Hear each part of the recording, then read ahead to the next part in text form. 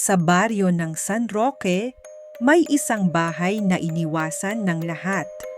Kahit lumipas na ang ilang dekada, nananatili itong nakatayo, tahimik, madilim at puno ng hiwaga.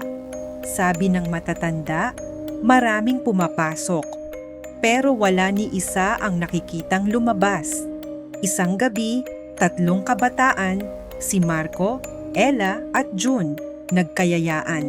Sawa na sila sa ordinaryong inuman at gala, kaya't sinubukan nilang pasukin ang lumang bahay. Wala namang multo, gawa-gawa lang yan, sabi ni Marco.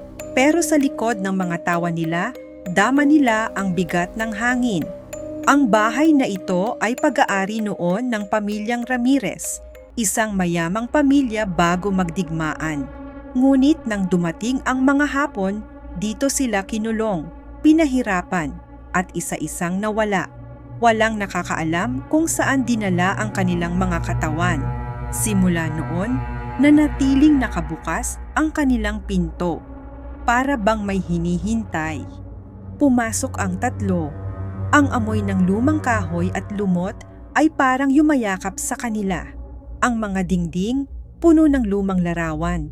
Mga mukha na parang nakatingin. Tingnan nyo, parang buhay, bulong ni Ella. Imagination mo lang yan, sagot ni June. Pero kahit siya, nanginginig na.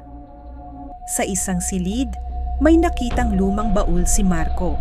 Binuksan nila ito at tumambad ang mga laruan, lumang manika at mga litrato ng mga batang hindi nila kilala. Pero ang huling litrato, sila mismo, nakatayo sa harap ng bahay, kanina lang kinunan. Paano? Bulong ni June habang nanginginig ang kamay. Biglang lumamig ang paligid. Narinig nila ang mga yabag, hindi kanila.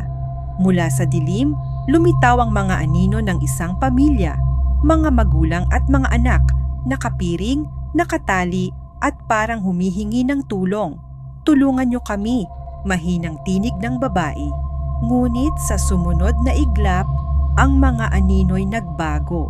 Naging mga anyong puno ng puot at galit. Nagtakbuhan silang 3. Pilit hinahanap ang pinto. Ngunit sa bawat pagbukas nila, bumabalik sila sa parehong silid. Ang bahay ay parang humihinga. Sinasarado ang daan palabas. Hindi na kayo makakaalis. Boses ng isang batang babae habang unti-unting nagdidilim ang paligid. Isa-isa silang nawala. Unang si June, parang nilamon ng anino. Sumunod si Ella, na huling narinig ang iyak. Si Marco na lang ang naiwan, nanginginig, hawak ang litrato. At doon niya nakita ang huling larawan. Hindi lang sila ang nakunan, kundi lahat ng nawala sa bahay. Sama-sama silang nakatayo sa likod niya, nakangiti, naghihintay.